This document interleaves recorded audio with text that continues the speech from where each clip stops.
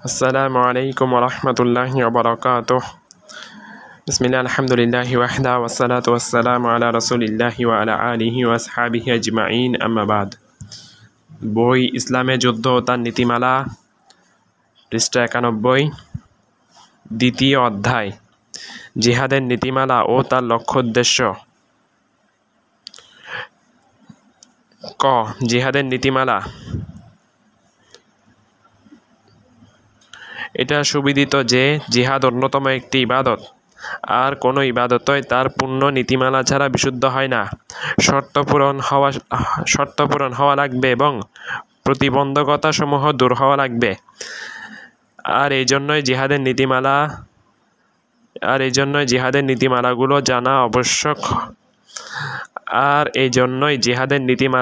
জানা আবশ্যক, যাতে বোঝা যায় যে কখন জিহাদ শরীয়তসম্মত হচ্ছে এবং আরও বোঝা যায় যে বর্তমান প্রেক্ষাপটে ওই নীতিমালার কতটুকু বাস্তবায়ন হচ্ছে। নিচে আমরা 3 প্রকার জিহাদের নীতিমালা আলোচনা করব। 1. জিহাদ ফরজ হওয়ার জন্য যেসব নীতিমালা শর্ত। 2. জিহাদ শরীয়তসম্মত হওয়ার জন্য যেসব নীতিমালা শর্ত। এটা আবার 2 প্রকার। ক. কিছু নীতিমালা যেটা মুসলিম মুজাহিদের ক্ষেত্রে শর্ত। খ. কিছু নীতিমালা যেগুলো প্রতিপক্ষ কাফের যোদ্ধার ক্ষেত্রে শর্ত। 3. জিহাদের সাধারণ নীতিমালা। 1. কারো উপর জিহাদ ফরজ হওয়ার জন্য তার ক্ষেত্রে যেসব নীতিমালা শর্ত। ফকিহগণ এই নীতিমালাকে জিহাদ ওয়াজিব হওয়ার শর্ত নাম দিয়ে উল্লেখ করেছেন। শর্তগুলো হচ্ছে: 1. ইসলাম। 2. আকল তথা বোধবুদ্ধি। 3. বালেগ হওয়া। 4. স্বাধীন হওয়া। 5. পুরুষ হওয়া। 6. সমস্যা ও ত্রুটি থেকে মুক্ত থাকা। 7. ভরণ পোষণ থাকা। এর শর্তগুলোর বিষয়ে সকল ফকিহ একমত। নিচে বিস্তারিত আলোচনা করা হলো। প্রথম শর্ত ইসলাম। জিহাদ ওয়াজিব হওয়ার জন্য ইসলাম শর্ত, কারণ দ্বীনের অন্যান্য বিভিন্ন বিধান ওয়াজিব হওয়ার জন্য ইসলাম শর্ত। আরও একটি কারণ হলো জিহাদের বিষয়ে কাফের নিরাপদ নয়। আল মুগনি 13 খণ্ড 8 পৃষ্ঠা, শারহু মুনতাহিল ইরাদাত 3 খণ্ড 5 পৃষ্ঠা। তাছাড়া একাধিক আয়াতে জিহাদের সম্বোধন মুমিনদের প্রতি করা হয়েছে, কাফেরদের প্রতি নয়। আল মুকাদ্দিমাত আল মুমাহিদাত 1 খণ্ড 353 পৃষ্ঠা। জিহাদের উপর উৎসাহমূলক বহু আয়াত পূর্বে চলে গেছে, যেগুলোতে মহান আল্লাহ মুমিনদেরকে সম্বোধন করেছেন। দ্বিতীয় ও তৃতীয় শর্ত আকল তথা বোধবুদ্ধি বা বালেগ হওয়া। যে ব্যক্তি জিহাদ করবে তার জন্য শর্ত হলো তাকে বুদ্ধিসম্পন্ন ও বালেগ হতে হবে। এটার দলিল হলো নবী সাল্লাল্লাহু আলাইহি ওয়াসাল্লাম বলেছেন, রুফি আল কলামু আন সালাসাতিন আনিন নাইমি হাত্তা ইয়াস্তাইকিযা ওয়া আনিস সাবিয়্যা হাত্তা ইয়াহতালিমা ওয়া আনিল মাজনুনি হাত্তা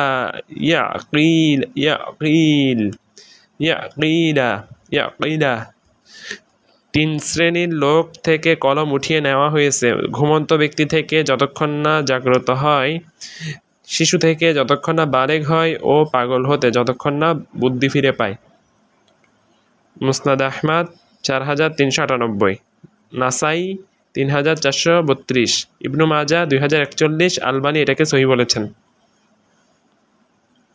দ্বিতীয় দলিল, পাগলের পক্ষে জিহাদ করা সম্ভব নয়, আর শিশু শারীরিকভাবে দুর্বল। আল মুগনি 13 খণ্ড 9 পৃষ্ঠা।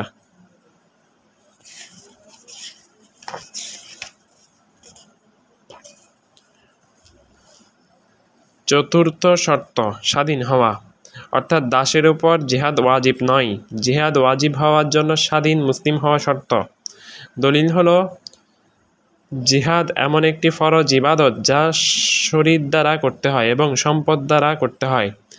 আজ যার সম্পদ নেই তার উপর যদি জিহাদ ফরজ না হয়, যেমন আল্লাহ বলেন, আর যার সম্পদ নেই তার উপর যদি জিহাদ ফরজ না হয়, যেমন আল্লাহ বলেন, লাইসা আলাদ দুআফাই ওয়ালা আলাল মারদা ওয়ালা আলাল্লাযীনা লা ইয়াজিদুনা মা ইউনফিকুনা হারাজুন ইযা নাসাহু লিল্লাহি ওয়া রাসূলিহি।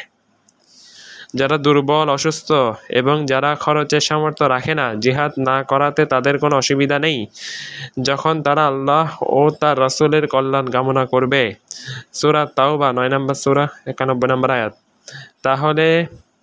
তাহলে যে দাসের খরচের কোনো সম্পদ নেই এবং যার শারীরিক খেদমত তার মনিবের জন্য বরাদ্দ, তার উপর কোনোভাবেই জিহাদ ফরজ নয়। আল মুকাদ্দিমাত আল মুমাহিদাত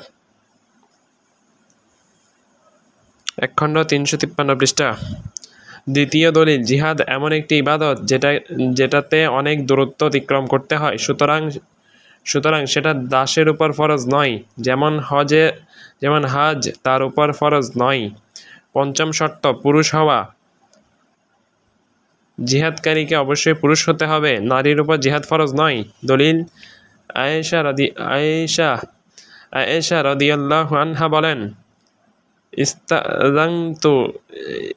ইস্তাযানতুন নাবিয়্য সাল্লাল্লাহু আলাইহি ওয়াসাল্লাম ফিল জিহাদি ফাকালা জিহাদু কুন্না হাজ্জু। আমি নবী সাল্লাল্লাহু আলাইহি ওয়াসাল্লামের নিকটে জিহাদে যাওয়ার অনুমতি চাইলাম। নবী সাল্লাল্লাহু আলাইহি ওয়াসাল্লাম বললেন, তোমাদের জিহাদ হলো হাজ করা। বুখারী 2875। অপর এক বর্ণনা এসেছে, আয়েশা রাদিয়াল্লাহু আনহা বলেন, আনিন নবী সাল্লাল্লাহু আলাইহি ওয়াসাল্লাম সাআলাহু নিসাউহু আনিল জিহাদি ফাকালা নি'মাল জিহাদু আল হাজ্জু।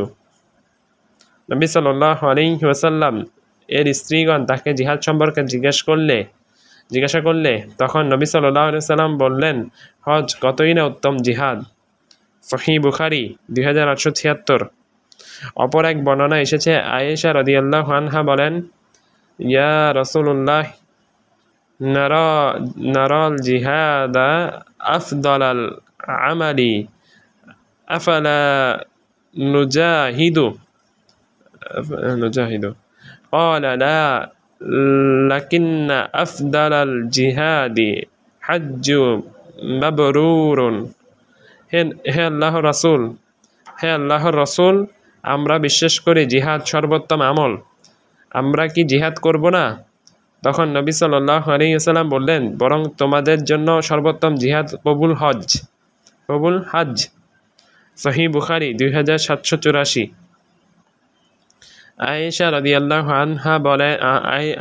রাদিয়াল্লাহু আনহা হতে অন্য এক বর্ণনা এসেছে, তিনি বলেন, কুলতু ইয়া রাসূলুল্লাহি আলান নাসাই জিহাদুন ক্বালা নাআম আলাইহিন্না জিহাদুন লা কিতালা ফীহিল হজ্জ ওয়াল উমরাহ।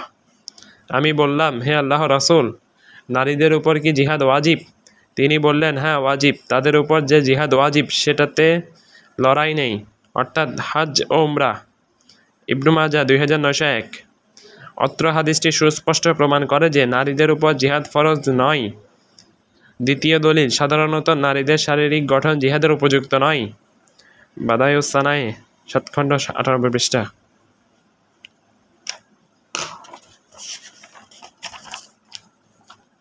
তৃতীয় দলিল, নারী তার দুর্বলতা ও নম্রতার কারণে জিহাদের যোগ্য নয়, আর এ কারণেই শরীয়তে তার জন্য গনিমতের অংশ রাখা হয়নি। আল মুগনি 13 খণ্ড 9 পৃষ্ঠা। চতুর্থ দলিল, নারীকে তার গৃহে অবস্থানের ও পর্দা করার যে নির্দেশ দেওয়া হয়েছে সেটা লঙ্ঘন করা ছাড়া নারীর পক্ষে জিহাদ করা সম্ভব নয়। বাদায়ুস সানায়ে 7 খণ্ড 98 পৃষ্ঠা, আল মুগনি 13 খণ্ড 9 পৃষ্ঠা। আর এই জন্যই তার উপর জিহাদ ফরজ নয়। ষষ্ঠ শর্ত, সমস্যা ও ত্রুটি থেকে মুক্ত থাকা, অর্থাৎ অন্ধত্ব, খঞ্জত্ব ও অসুস্থতা থেকে মুক্ত থাকা। আল মুকাদ্দিমাত আল মুমাহিদাত 1 খণ্ড 353 পৃষ্ঠা। সুতরাং কানা, খোড়া ও অসুস্থ ব্যক্তির উপর জিহাদ ফরজ নয়। দলিল, মহান আল্লাহ বলেন, লাইসা আলাল আ'মা হারাজুন ওয়ালা আলাল আ'রাজি হারাজুন ওয়ালা আলাল মারিদি হারাজুন। অন্ধের উপর কোনো অসুবিধা নেই, খোড়ার উপর কোনো অসুবিধা নেই, অসুস্থের উপর কোনো অসুবিধা নেই। সূরা আল ফাতহ 48 নম্বর সূরা 17 নম্বর আয়াত। মহান আল্লাহ আরও বলেন, লাইসা আলাদ দুআফাই ওয়ালা আলাল মারদা ওয়ালা আলাল্লাযীনা লা ইয়াজিদুনা মা ينفقون حرج إذا نصحوا لله ورسوله ما على المحسنين من سبيل والله غفور رحيم। দুর্বলদের উপর, অসুস্থদের উপর এবং যারা খরচ করার সামর্থ্য রাখে না তাদের উপর কোনো অসুবিধা নেই যখন তারা আল্লাহ ও তার রাসূলের কল্যাণ কামনা করবে। সৎকর্মশীলদের উপর শাস্তির কোনো পথ নেই। আল্লাহ ক্ষমাশীল ও দয়াবান। সূরা তাওবা 9 নম্বর সূরা 91 নম্বর আয়াত। তাছাড়া এই সমস্ত ওজর তার জিহাদের ক্ষেত্রে প্রতিবন্ধক, সুতরাং অন্ধ জিহাদের জন্য উপযুক্ত নয়। আর খোড়া ও অসুস্থ জিহাদ করার শক্তি রাখে না, ফলে তাদের উপর জিহাদ ফরজ নয়, কারণ তাদের থেকে এটার আবশ্যকতা উঠিয়ে নেওয়া হয়েছে। আল মুগনি 13 খণ্ড 9 পৃষ্ঠা, বাদায়ুস সানায়ে 7 খণ্ড 98 পৃষ্ঠা। অন্ধত্ব জিহাদের জন্য প্রতিবন্ধক, এটা সুবিদিত। আর যে ব্যক্তি অতিমাত্রায় খোড়া, অর্থাৎ ভালো করে চলতে পারে না, আরোহণ করতে পারে না, যেমন অক্ষম, তার উপর জিহাদ ফরজ নয়। তবে যে সামান্য খোড়া, অর্থাৎ চলতে পারে, আরোহণ করতে পারে, তার জন্য কেবল দৌড়ানো অসম্ভব, এরকম খোড়ার উপর জিহাদ ফরজ, কারণ সে জিহাদ করতে সক্ষম, যেহেতু সে এক চোখ কানার নেয়। অনুরূপ প্রচণ্ড রোগ জিহাদের প্রতিবন্ধক। সামান্য রোগ যেমন দাঁত ব্যথা, হালকা মাথা ব্যথা, এটা জিহাদের প্রতিবন্ধক নয়। দেখুন আল মুগনি 13 খণ্ড 9 পৃষ্ঠা।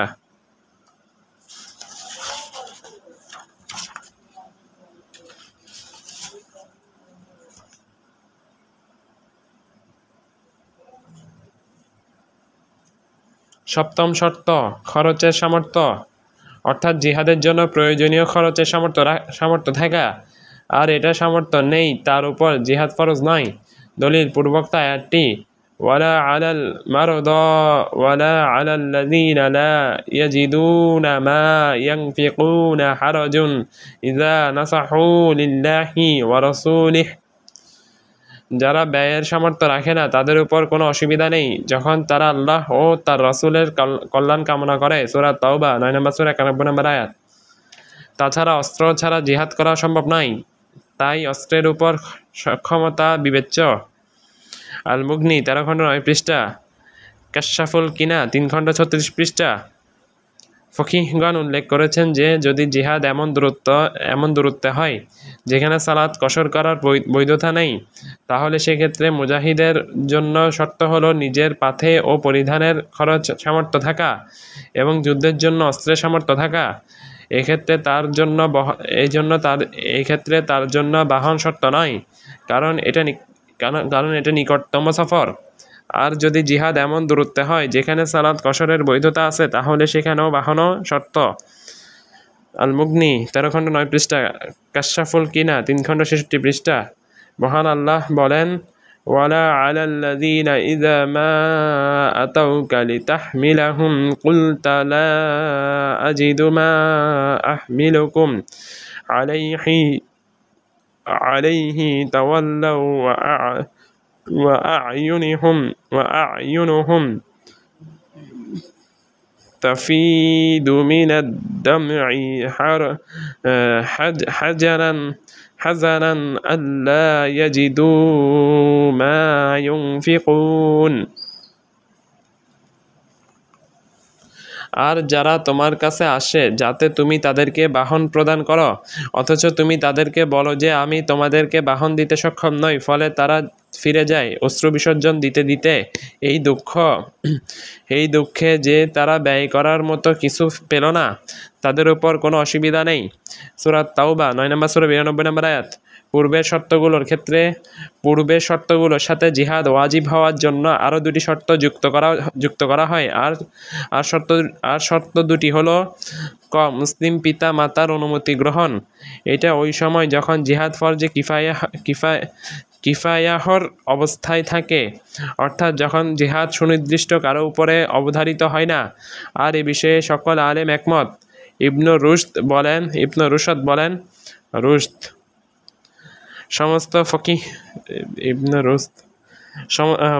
সমস্ত ফকিহগণ একমত যে অত্র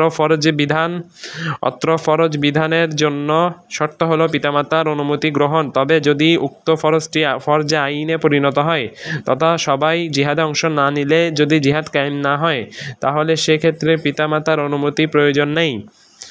বিদায়াতুল মুজতাহিদ 6 খণ্ড 6 পৃষ্ঠা। দিমাশকি রাহিমাহুল্লাহ বলেন, যাকে জিহাদে যেতে হবে সে যেন তার পিতামাতার বিনা অনুমতিতে জিহাদে না যায়, যদি তার পিতামাতা মুসলিম হয়ে থাকে। অনুরূপ যে ঋণগ্রস্ত সে যেন ঋণ দাতার অনুমতি ছাড়া জিহাদে না যায়। এ বিষয়ে সব আলেম একমত। রহমাতুল উম্মাহ পৃষ্ঠা 306। আরও দেখেন আল ইফসাহ লি ইবনিল হুরাইরা 2 খণ্ড 240 পৃষ্ঠা। তিনি এখানে আলেমদের ঐক্যমত উল্লেখ করেছেন। এটার প্রমাণ হলো রাজুলুন লিন নাবিয়্যা সাল্লাল্লাহু আলাইহি ওয়াসাল্লাম উজাহিদ ক্বালা লাকা আবওয়ানি ক্বালা নাআম ক্বালা ফাফীহিমা ফাজাহিদ।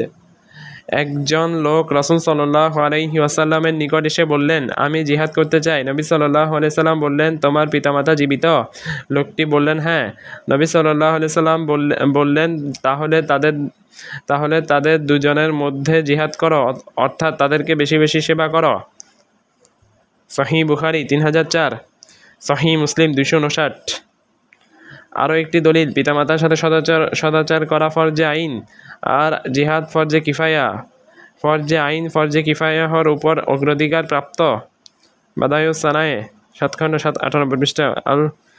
আল মুহাইজাজ 2 খণ্ড 329 পৃষ্ঠা। আল মুগনি 13 খণ্ড 25 পৃষ্ঠা। দ্বিতীয় শর্ত, যখন সে ঋণগ্রস্ত হবে এবং ঋণ আদায়ের সময় চলে আসবে, তখন ঋণদাতার অনুমতি ছাড়া তার জন্য জিহাদে যাওয়া জায়েজ নয়। এই বিষয়ে 4 ইমাম তথা আবু হানিফা, মালিক। তবে মালিকিরা বলেছেন, যদি ঋণ পরিশোধের সময় হওয়ার পর ব্যক্তি অসচ্ছল হয়, তবে ঋণদাতার অনুমতি ছাড়াই সে জিহাদে যেতে পারবে। দেখুন আদ-দুররুল মুখতার 4 খণ্ড 126 পৃষ্ঠা। আদ-জাখিরা 3 খণ্ড 395 পৃষ্ঠা। আল মুহাজ্জাব 2 খণ্ড 28 পৃষ্ঠা 229 পৃষ্ঠা। মুগনিল মুহতাজ 4 খণ্ড 117 পৃষ্ঠা। আল মুগনি 19 খণ্ড 6 পৃষ্ঠা। দালিলুত তালব পৃষ্ঠা 101।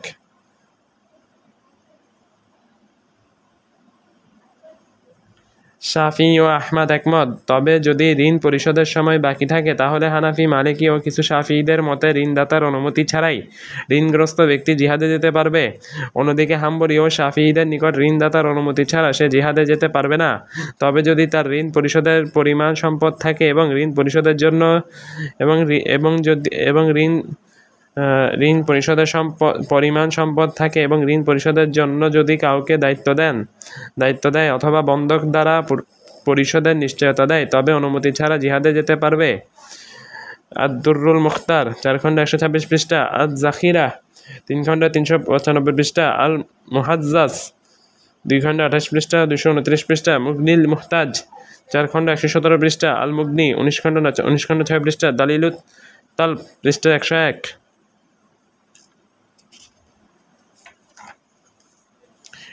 ইবনু হুরাইরা আল ইফসাহ, ইবনুল হুবাইরা আল ইফসাহ, 2 খণ্ড 273 পৃষ্ঠা এর মাঝে, এবং আদ দিমাশকি রহমাতুল উম্মাহ 306 এর মাঝে উল্লেখ করেছেন, আলেমগণ একমত যে ঋণদাতার অনুমতি ছাড়া ঋণ গৃহীতা জিহাদে যেতে পারবে না। তাছাড়া এক্ষেত্রে পরিশোধের সময় হওয়া ঋণ ও বিলম্বিত ঋণের মধ্যে কোনো পার্থক্য করেননি।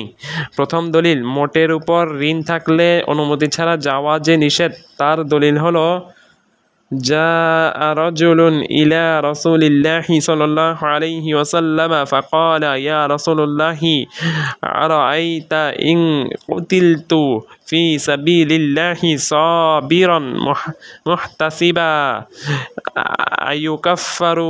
أيكفر الله عني خطاياي؟ قال رسول الله صلى الله عليه وسلم نعم إلا الدين كذلك قال لي جبريل عليه السلام।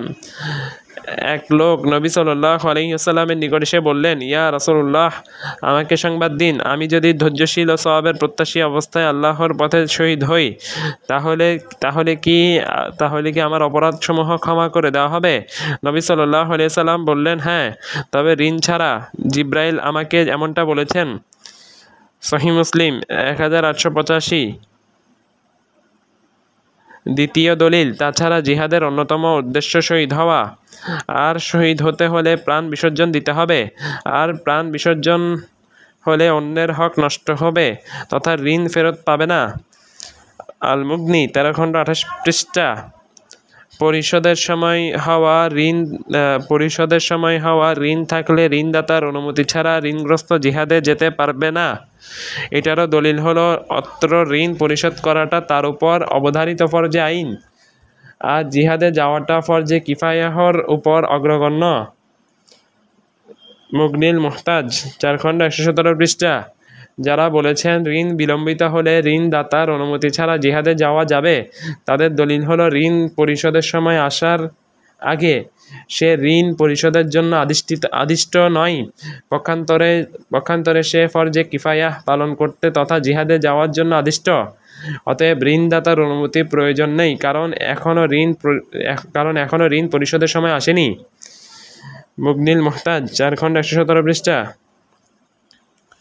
আর যারা মনে করে ঋণ থাকলেই ঋণদাতার অনুমতি ছাড়া জিহাদে যাওয়া যাবে না, সেটা বিলম্বিত ঋণ হোক কিংবা উপস্থিত ঋণ হোক, তাদের দলিল হলো হতে পারে জিহাদে গিয়ে উক্ত লোক শহীদ হয়ে যাবে, ফলে ঋণদাতার হক নষ্ট হবে, তাই তার অনুমতি ছাড়া জিহাদে যাওয়া যাবে না। আল মুহাজ্জাব 2 খণ্ড 229 পৃষ্ঠা। তবে যখন জিহাদে কারো উপরে ফরজে আইন হয়ে যাবে, তখন তার উপর ঋণ থাকলে ঋণদাতার অনুমতি নেওয়ার প্রয়োজন নেই, বরং অনুমতি ছাড়াই সে জিহাদে বের হবে, কারণ জিহাদটা তার উপর অবধারিত হয়ে গেছে আর ঋণটা তার জিম্মায় আছে। সুতরাং জিম্মার উপর ফরজে আইনটা অগ্রাধিকার পাবে, অন্যটা ফরজে আইনের নাই।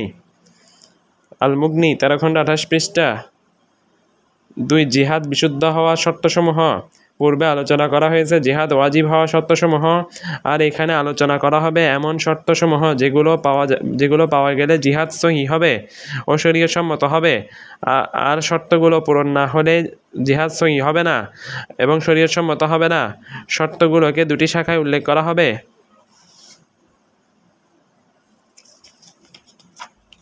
প্রথম শাখা, জিহাদ সহিহ হওয়ার জন্য মুসলিম মুজাহিদের মধ্যে যেসব শর্তগুলো পূরণ হতে হবে সেগুলোর বর্ণনা। দ্বিতীয় শাখা, যেসব কাফেরের সাথে জিহাদ বৈধ, সেসব কাফেরের মধ্যে যে শর্তগুলো থাকলে জিহাদ সহিহ ও শরীয়তসম্মত হবে সেগুলোর বর্ণনা। প্রথম শাখার আলোচনা, জিহাদ শরীয়তসম্মত ও বিশুদ্ধ হওয়ার জন্য মুসলিম মুজাহিদের মধ্যে যেসব বিষয়গুলো শর্ত, ইসলামিক বিদ্বানদের আলোচনা অনুসন্ধান করে এক্ষেত্রে মোট 5টি শর্ত পাওয়া যায়। যদিও শর্তগুলো কোনো বইয়ে আমি একত্রিত পাইনি, বিক্ষিপ্তভাবে শর্তগুলো আলেমদের আলোচনায় ও লেখনীতে রয়েছে। আল মুকাদ্দিমাত আল মুমাহিদাত 1 খণ্ড 354 পৃষ্ঠা, মুগনিল মুহতাজ 4 খণ্ড 226 পৃষ্ঠা, আল কাওয়ানিন আশারিয়া পৃষ্ঠা 165, আল ইনসাফ 10 খণ্ড 105 পৃষ্ঠা, আসাইল আল জাররার 4 খণ্ড 529 পৃষ্ঠা, আশারহুল মুমতি 8 খণ্ড 13 পৃষ্ঠা, আল জিহাদ ওয়া জাওয়াবি বিতুহুল মাশরুয়া 32 থেকে 56 পৃষ্ঠা।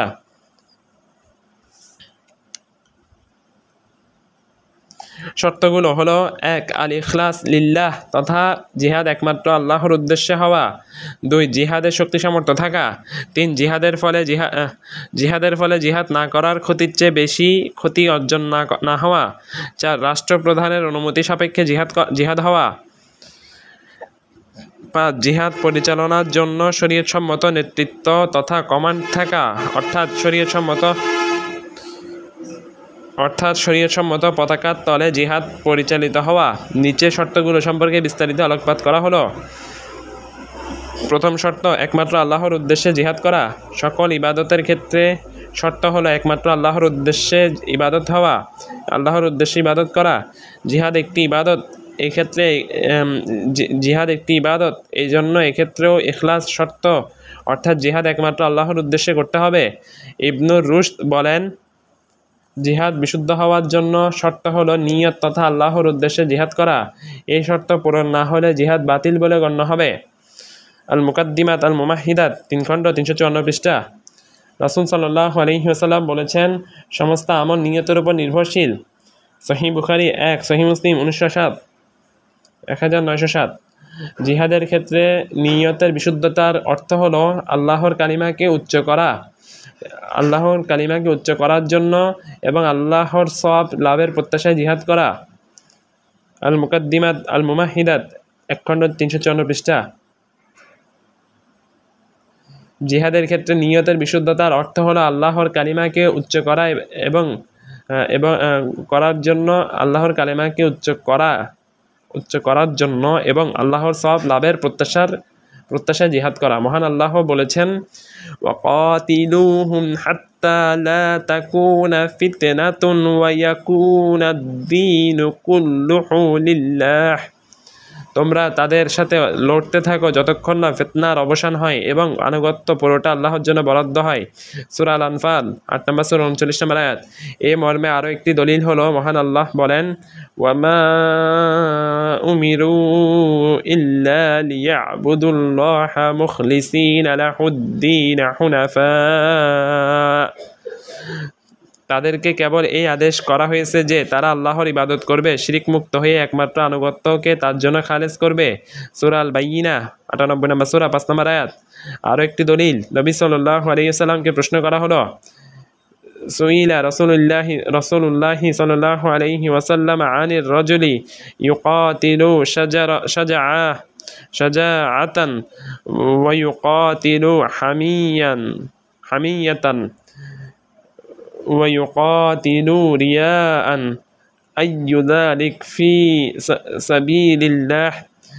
فقال رسول الله صلى الله عليه وسلم من قاتل لتكون كلمة الله هي العليا فهو في سبيل الله। এক ব্যক্তি বীরত্ব প্রকাশের জন্য জিহাদ করে, অন্যজন লৌকিকতার জন্য জিহাদ করে, এদের মধ্যে কে আল্লাহর পথে জিহাদ করে? জবাবে নবী সাল্লাল্লাহু আলাইহি সাল্লাম বলেন, যে ব্যক্তি আল্লাহর কালিমাকে উঁচু করার জন্য জিহাদ করে সেই একমাত্র আল্লাহর পথে জিহাদ করে।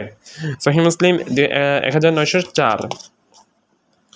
ইমাম শাওকানি রাহিমাহুল্লাহ বলেছেন, জিহাদ বিশুদ্ধ হবে না যদি মুজাহিদ তার জিহাদ দ্বারা আল্লাহর কালেমা উচ্চ করার উদ্দেশ্য না করে, যেমনটি বুখারী, মুসলিম ও অন্যান্য হাদিসে এসেছে। যে ব্যক্তি যুদ্ধ করে আল্লাহর কালেমার বিজয়ের জন্য, সে ব্যক্তি আল্লাহর পথের মুজাহিদ। দুরারুল মুদিয়া পৃষ্ঠা 8। আবু মুসা আল আশআরি থেকে বর্ণিত হাদিস, যে ব্যক্তি যুদ্ধ করে আল্লাহর কালেমার বিজয়ের জন্য, সে ব্যক্তি আল্লাহর পথের মুজাহিদ। অত্র হাদিসের ব্যাখ্যা ইমাম শানানি রাহিমাহুল্লাহ বলেন, যে ব্যক্তি যুদ্ধ করে আল্লাহর কালেমার বিজয়ের জন্য সে ব্যক্তি আল্লাহর পথের মুজাহিদ। এ থেকে বোঝা যায় যে ব্যক্তির মধ্যে এই বৈশিষ্ট্য থাকবে না সে আল্লাহর পথের মুজাহিদ নয়। আর এটা হাদিসে কৃত শর্ত থেকে বোঝা যায়। একে বলা হয় বা শর্ত থেকে উপলব্ধ। সুবুলুল সালাম 478 পৃষ্ঠা। দ্বিতীয় শর্ত, মুসলিমদের নিকট জিহাদের শক্তি সামর্থ্য থাকা। শক্তি সামর্থ্য ইসলামের প্রতিটি বিধানের ক্ষেত্রে শর্ত, অতএব জিহাদ ওয়াজিব হওয়ার এই শর্তটি আবশ্যক। শক্তি সামর্থ্য না থাকলে জিহাদ ওয়াজিব হবে না, কারণ সকল ওয়াজিবের ক্ষেত্রে শক্তি সামর্থ্য শর্ত। মহান আল্লাহ বলেন, ফাত্তাকুল্লাহা মাস্তাতা'তুম, তোমরা সাধ্য অনুযায়ী আল্লাহকে ভয় করো। সূরা তাগাবুন আয়াত 16। তিনি আরো বলেন, লা ইউকাল্লিফুল্লাহু নাফসান ইল্লা উসাহা, আল্লাহ কাউকে তার সামর্থ্যের বাইরে দায়িত্ব দেন না।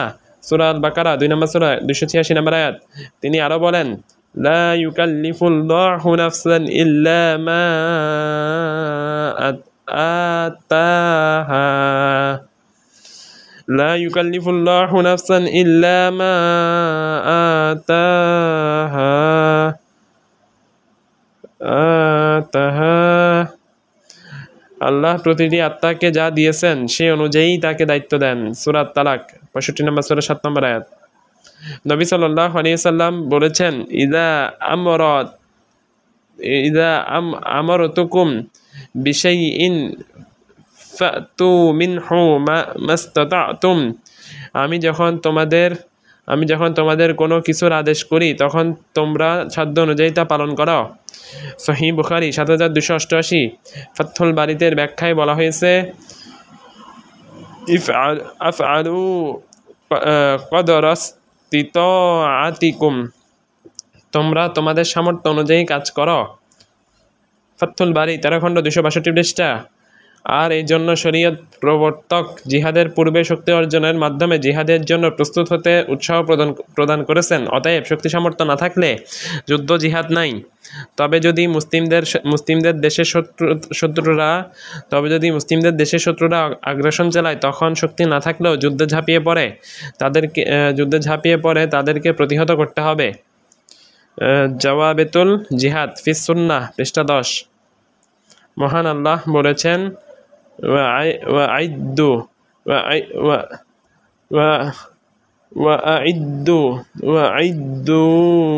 لهم ما استطعتم من قوة ومن رباط الخيل وأعدوا لهم ما استطعتم من قوة ومن رباط الخيل ترهبون به عدو الله وعدوكم।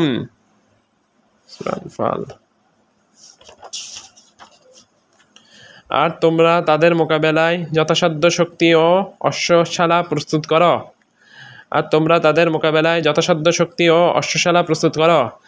আর তার মাধ্যমে তোমরা আল্লাহর শত্রু ও তোমাদের শত্রুদেরকে ভয়ে রাখবে। সূরা আল আনফাল 8 নম্বর সূরা 60 নম্বর আয়াত। অতএব মুসলিমদের যে শক্তিকে শত্রুরা ভয় পায় না সেটা শরীয়ত সম্মত শক্তিই নয়। অবশ্য নবী সাল্লাল্লাহু আলাইহি সাল্লাম আয়াতে উল্লেখিত শক্তির মর্ম বর্ণনা করে দিয়েছেন। তিনি বলেন, আলা ইন্নাল কুওয়াতার রাময়ু, আলা ইন্নাল কুওয়াতার রাময়ু, জেনে রাখো শক্তি হলো তীর নিক্ষেপ।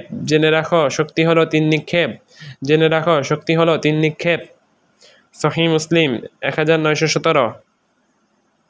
এখানে আল্লাহ বিশেষভাবে ঘোড়ার কথা উল্লেখ করেছেন, কারণ সে সময় ঘোড়াই ছিল যুদ্ধের সর্বোত্তম মাধ্যম, এবং তীর নিক্ষেপকে বিশেষভাবে শক্তি বলেছেন কারণ সে সময় তীরই সবচেয়ে শক্তিশালী যুদ্ধাস্ত্র। অতএব প্রত্যেক যুগে শত্রুপক্ষে শক্তির মান অনুযায়ী সেটা মোকাবেলা করতে সক্ষম। এমন শক্তি আমাদের অর্জন করতে হবে এবং তাদের বিরুদ্ধে প্রস্তুতি গ্রহণ করতে হবে। জনশক্তির ক্ষেত্রে সারয়ী নীতি হলো কাফের যোদ্ধাদের সংখ্যা মুসলিম যোদ্ধাদের দ্বিগুণ হতে হবে। অতএব যদি কাফের যোদ্ধাদের সংখ্যা মুসলিম যোদ্ধাদের দ্বিগুণের চেয়ে বেশি হয়ে যায় তাহলে মুসলিমের উপর যুদ্ধে প্রবেশ করা আবশ্যক নয়। যেমন মহান আল্লাহ বলেছেন, الآن خفف الله عنكم وعلم أن فيكم ضعفا فإن يكن منكم مئة صابرة يغلبوا مئتين وإن يكن منكم ألف يغلبوا ألفين بإذن الله والله مع الصابرين। এখন আল্লাহ তোমাদের থেকে হালকা করে দিয়েছেন এবং তিনি জেনে নিয়েছেন যে তোমাদের মধ্যে দুর্বলতা আছে। অতএব তিনি তোমাদের মধ্যে 100 জন ধৈর্যশীল যোদ্ধা থাকে তাহলে তারা 200 জন কাফের যোদ্ধাকে পরাভূত করতে পারবে। আর যদি তোমাদের মধ্যে 1000 যোদ্ধা থাকে তাহলে তারা 2000 কাফের যোদ্ধাদেরকে পরাভূত করতে পারবে আল্লাহর ইচ্ছায়। আর আল্লাহ ধৈর্যশীলদের সাথে আছেন। সূরা আল-আনফাল 8 নম্বর সূরা 66 নম্বর আয়াত। শত্রুপক্ষ মুসলিমদের দ্বিগুণ হওয়ার শর্তটি আক্রমণাত্মক জিহাদের ক্ষেত্রে শর্ত, প্রতিরক্ষামূলক জিহাদে এটি শর্ত নয়। ইবনুল কাইয়িম রাহিমাহুল্লাহ বলেন, এ প্রকার জিহাদে প্রতিরক্ষামূলক জিহাদে শত্রু সংখ্যা মুসলিমদের দ্বিগুণ বা তার কম হওয়া শর্ত নয়, কেননা উহুদের খন্দকে তারা মুসলিমদের চেয়ে বহুগুণে বেশি ছিল। তা সত্ত্বেও মুসলিমদের উপর জিহাদ ফরজ ছিল, কারণ সে সময় সেটা ছিল প্রতিরক্ষামূলক ও জরুরি জিহাদ তথা টিকে থাকা জিহাদ, ঐচ্ছিক জিহাদ নয়। আল ফুরুশিয়া পৃষ্ঠা 188। আমি বলবো, তবে প্রতিরক্ষামূলক জিহাদে শত্রুকে প্রতিরোধের শক্তি ও সামর্থ্যের শর্ত বলবৎ থাকবে। এর প্রমাণ হলো ঈসা আলাইহিস সালাম কর্তৃক দাজ্জালকে হত্যার ঘটনায় বর্ণিত নওয়াস বিন সামানের হাদিস। তিনি বলেন, রাসূল সাল্লাল্লাহু আলাইহি সাল্লাম বলেছেন, যখন সে এ অবস্থায় থাকবে যখন আল্লাহ ঈসা আলাইহিস সালামের নিকট ওহী প্রেরণ করবেন, আমি আমার এমন কিছু বান্দাদেরকে বের করব যাদের সাথে যুদ্ধের শক্তি কারণেই। অতএব আমার মুসলিম বান্দাদেরকে তুর পর্বতে নিয়ে আশ্রয় দাও। আল্লাহ এই সময় ইয়াজুজ মাজুজকে বের করবেন। সহিহ মুসলিম 2937।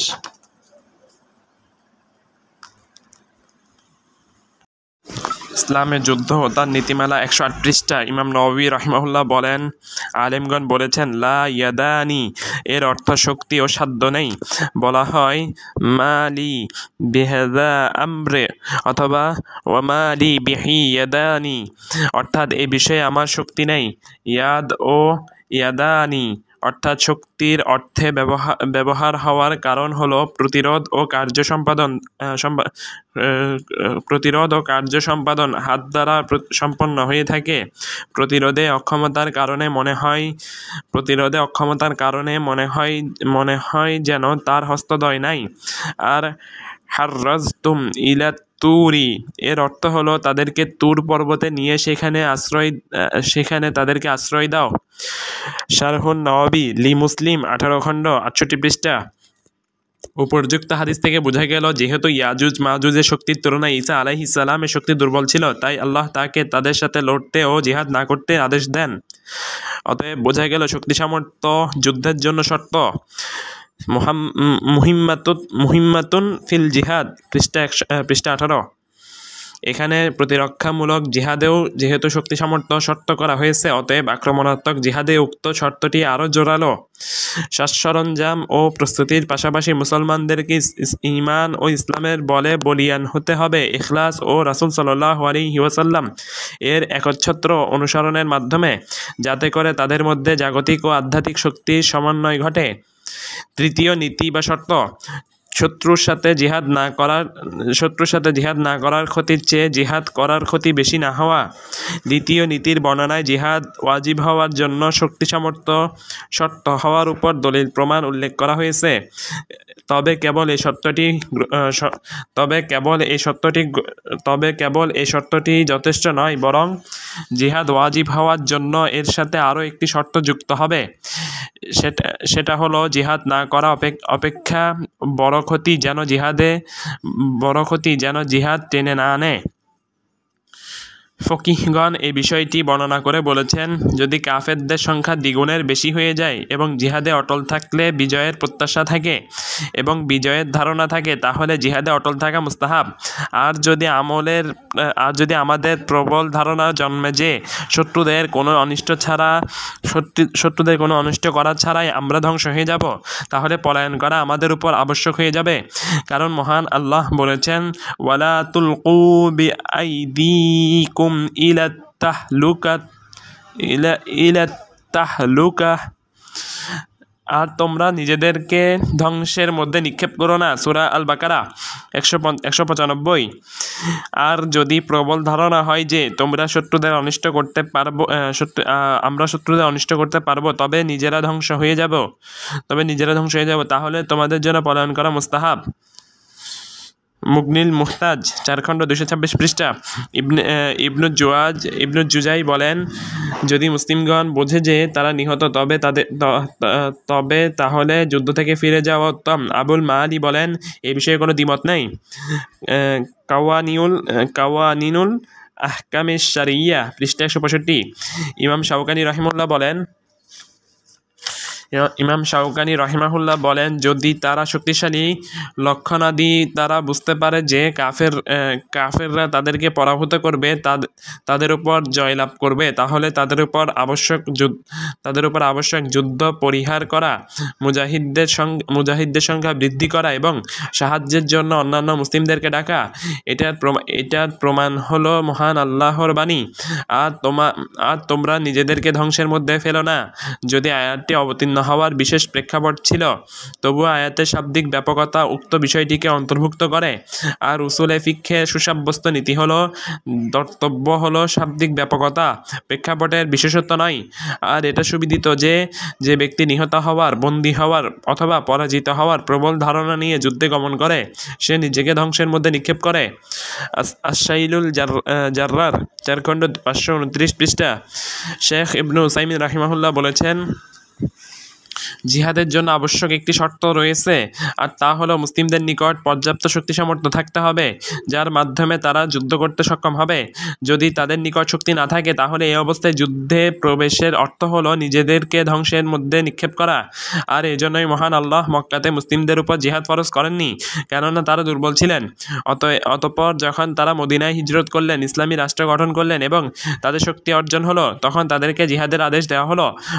অতএব এই সত্যটি আবশ্যক, অন্যথায় অন্যায় ওয়াজিবের ন্যায় জিহাদও ওয়াজিব হবে না, বরং পড়ে যাবে। জিহাদের প্রস্তুতি ছাড়া জিহাদ কি ওয়াজিব হবে? এই প্রশ্নের জবাবে তিনি বলেন, প্রস্তুতি না থাকা অবস্থায় আমাদের উপর জিহাদ আবশ্যক নয়। আল্লাহ তার নবীর উপর মক্কাতে মুশরিকদের সাথে জিহাদ ফরজ করেননি। আল্লাহ তার নবীকে হুদায়বিয়া সন্ধিতে মুশরিকদের সাথে এমন চুক্তিতে আবদ্ধ হওয়ার অনুমতি দেন যে চুক্তি কোনো ব্যক্তি পাঠ করলে মনে করবে তাতে মুসলিমদের জন্য রয়েছে অপমান। তোমাদের অনেকেই জানে হুদায়বিয়া সন্ধি কিরূপ ছিল। এমনকি ওমর রাদিয়াল্লাহু আনহু বলে ফেলেছিলেন, হে আল্লাহর রাসূল, আমরা কি হকের উপরে নাই? আমাদের শত্রুরা কি বাতিলের উপর না? তিনি বলেন, অবশ্যই। তখন ওমর রাদিয়াল্লাহু আনহু বললেন, তাহলে কেন আমরা আমাদের দ্বীনের মধ্যে এত হীনতা প্রদান করছি? তিনি মনে করেছিলেন এটা অপমান, কিন্তু রাসূল সাল্লাল্লাহু আলাইহি সাল্লাম নিঃসন্দেহে ওমরের চেয়ে বেশি বুঝদার, আর আল্লাহই তাকে এ সন্ধির অনুমতি দিয়েছিলেন। তিনি বলেন, আমি নিশ্চয়ই আল্লাহর রাসূল আর আমি তার অবাধ্য নই, এবং তিনি আমার সাহায্যকারী। যদিও বাহ্যিকভাবে সন্ধিটি মুসলিমদের জন্য অপমানকর ছিল, হে প্রিয় ভ্রাতাবর্গ, এটি আমাদেরকে একটি গুরুত্বপূর্ণ মাসালার দিকে ইঙ্গিত করে, আর তা হলো রবের প্রতি মুমিনের আস্থা। মোদ্দা কথা, মুসলমানদের উপর জিহাদ করা ওয়াজিব যতক্ষণ না আল্লাহর কালেমা সুউচ্চ হয় এবং সমস্ত ইবাদত আল্লাহর জন্য বরাদ্দ হয়। কিন্তু বর্তমানে মুসলিমদের হাতে পর্যাপ্ত শক্তি নেই, যার দ্বারা তারা কাফেরদের সাথে জিহাদ করতে পারবে। এমনকি প্রতিরক্ষামূলক জিহাদের শক্তিও তাদের নেই। আর আক্রমণাত্মক জিহাদ তো বর্তমানে অসম্ভব, এতে কোনো সন্দেহ নেই। যতক্ষণ না আল্লাহ একটি সচেতন উম্মত আনেন যারা ইমানি, মানসিক ও সামরিকভাবে যুদ্ধের জন্য প্রস্তুত হবে, ততক্ষণ আক্রমণাত্মক জিহাদ অসম্ভব। বর্তমান এই পরিস্থিতিতে আমাদের জন্য জিহাদ অসম্ভব। মুহিম্মাতুল জিহাদ পৃষ্ঠা 17। শেখ সালেহ আল ফাউজানকে জিজ্ঞাসা করা হয় যে জিহাদের শক্তি দ্বারা কি নিশ্চিত শক্তি উদ্দেশ্য নাকি ধারণামূলক শক্তি উদ্দেশ্য। তিনি জবাবে বলেন, শক্তির বিষয়টি সুপরিচিত। বাস্তবে যদি শক্তি থাকে এবং মুসলিমরা যদি আল্লাহর পথে যুদ্ধ করতে সক্ষম হয়, তাহলে সে সময় কাফেরদের সাথে যুদ্ধ করা বৈধ। আর যদি মুসলিমদের শক্তির বিষয়টি ধারণাপ্রসূত হয় অথবা অনিশ্চিত হয়, তাহলে এমন পরিস্থিতি মুসলিমদেরকে বিপদের মুখে ফেলা বৈধ নয় এবং তাদের এমন ঝুঁকিতে ফেলা বৈধ নয় বা তাদেরকে অপ্রীতিকর পরিণতির দিকে নিয়ে যেতে পারে। মক্কা ও মদিনাতে নবীর জীবনী এর উৎকৃষ্ট প্রমাণ। মুরাজাত ফি ফিকহি শিয়াশি আলা দাওইল কিতাবি ওয়া সুন্নতি পৃষ্ঠা 52। আরও দেখুন আল জিহাদ ওয়া জাওয়াবিবুল মাশরুআহ পৃষ্ঠা 65। আমি বলবো, সুতরাং মুসলিমদের দুর্বলতার সময়ে এবং কাফেরদের প্রতিহতকরণ ও পরাভূতকরণে অক্ষমতার সময়ে কাফেরদের সাথে মুসলিমদের যুদ্ধ করা সহি জিহাদ নয়। এটার প্রমাণ পূর্বগত হওয়া আলোচনা, যেখানে বলা হয়েছে নবী সাল্লাল্লাহু আলাইহি ওয়াসাল্লাম এর জিহাদ 4টি পর্যায়ে অতিক্রম করেছে, আর সেটা মুসলিমদের শক্তি ও দুর্বলতার অনুযায়ী ভিন্ন ভিন্ন ছিল, যেমনটি পূর্বে ইবনে তাইমিয়া রাহিমাহুল্লাহ বলেছেন। অতএব কোনো মুমিন কোনো দেশে দুর্বল অবস্থায় থাকলে অথবা কোনো সময়ে দুর্বল অবস্থায় থাকলে সে যেন ধৈর্যের আয়াতের প্রতি আমল করে এবং আহলে কিতাব ও মুশরিকদের যারা আল্লাহ ও তার রাসূলকে কষ্ট দেয় তাদের ক্ষমার আয়াতের প্রতি আমল করে। আর শক্তিশালী ও সবল মুসলিমরা কাফেরদের নেতাদের সাথে লড়াইয়ের আয়াতের উপর আমল করবে যারা ইসলামের অবমাননা করে, এবং আহলে কিতাবের সাথে লড়াইয়ের আয়াতের উপর আমল করবে যতক্ষণ না তারা লাঞ্ছিত অবস্থায় স্বহস্তে জিজিয়া প্রদান করে। চতুর্থ নীতি বা শর্ত। জিহাদের বিষয়টি রাষ্ট্রপ্রধানের উপর ন্যস্ত এবং তার ক্ষমতাভুক্ত। একমাত্র তিনি জিহাদে ডাক দিবেন, অন্য কেউ নয়, এবং এক্ষেত্রে তার ডাকে সাড়া দেওয়া জনগণের উপর ওয়াজিব। পঞ্চম নীতি বা শর্ত। শরীয়তসম্মত নেতৃত্বের ব্যবস্থাপনায় ও পতাকা তলে জিহাদ করতে হবে। এই নীতিদ্বয়ের উপর আহলুস সুন্নাহ ওয়াল জামায়াতের ঐক্যমত ও দলিল সমূহ উল্লেখ করার পূর্বে একটি বিষয়ের প্রতি ইঙ্গিত করা ভালো হবে। বিষয়টি হলো জিহাদের বিষয়ে সম্প্রতিকালে লিখিত বহু বই ও নীতির কথা তথা জিহাদ আহ্বানের দায়িত্ব ও ক্ষমতা যে সকল রাষ্ট্রপ্রধানের তা আদৌ উল্লেখ করেনি। কিছু বই এই বিষয়টি এড়িয়ে গেছে, যে আদৌ উল্লেখ করেনি। এই বিষয়ে সমসাময়িক অনেকগুলো উপকারী লেখনী রয়েছে। লেখনীগুলো উল্লেখ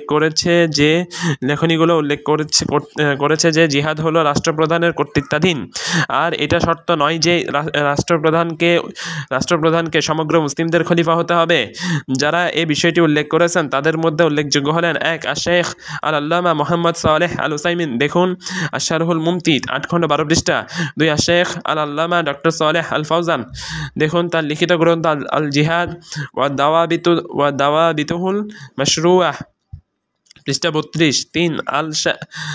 আল শেখ আব্দুল আজিজ আর রাইস, দেখুন তার রচিত 48 পৃষ্ঠার পুস্তিকা মুহিম্মাতুন ফিল জিহাদের 29 নং পৃষ্ঠায়।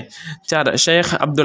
শেখ আবদুল্লাহ বিন সাদ বিন মোহাম্মদ আবা হুসাইন, দেখুন তার রচিত 52 পৃষ্ঠা সম্মিলিত পুস্তিকার মুহিম্মাতুন হাউলাল জিহাদ এর 9 নং পৃষ্ঠায়।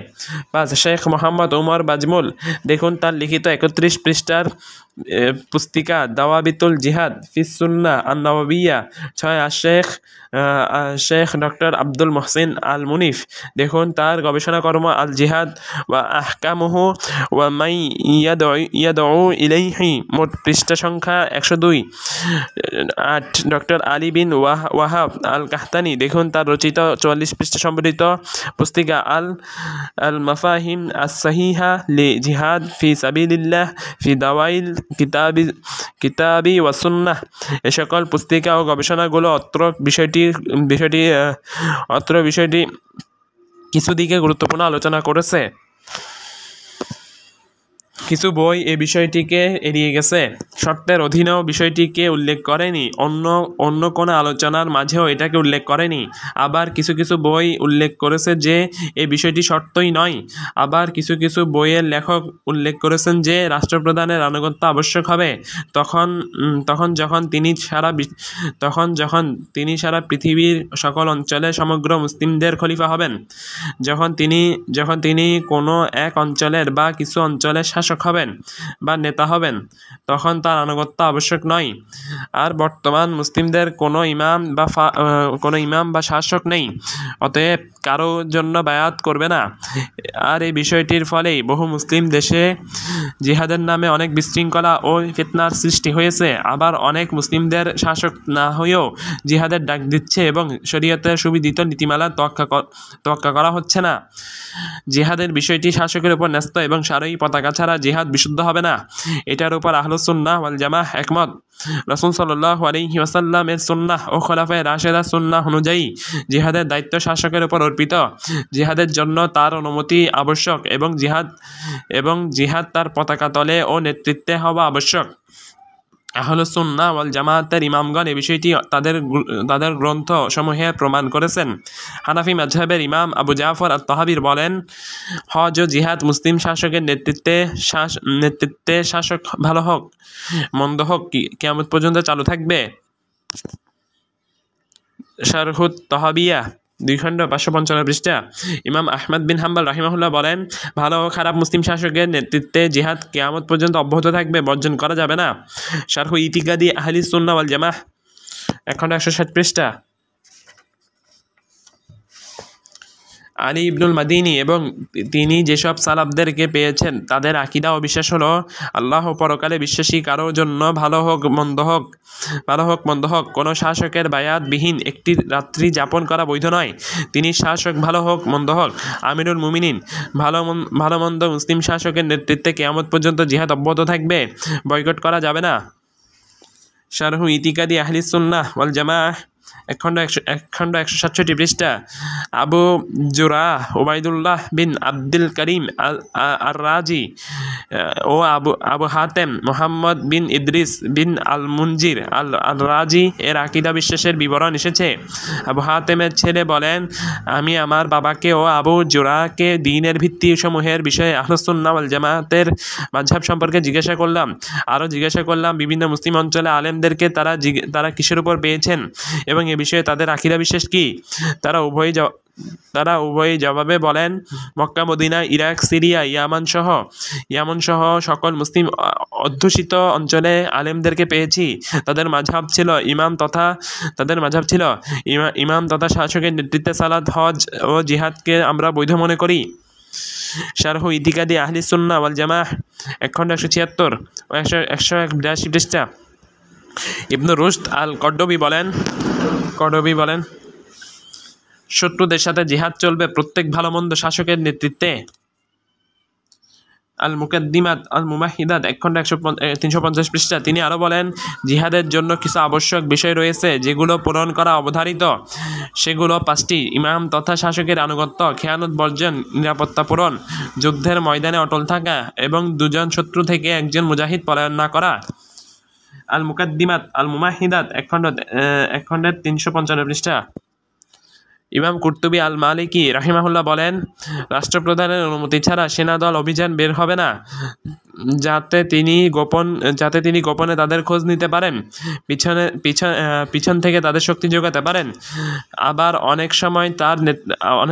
সময় তার নিকট তাদের প্রয়োজন পড়তে পারে।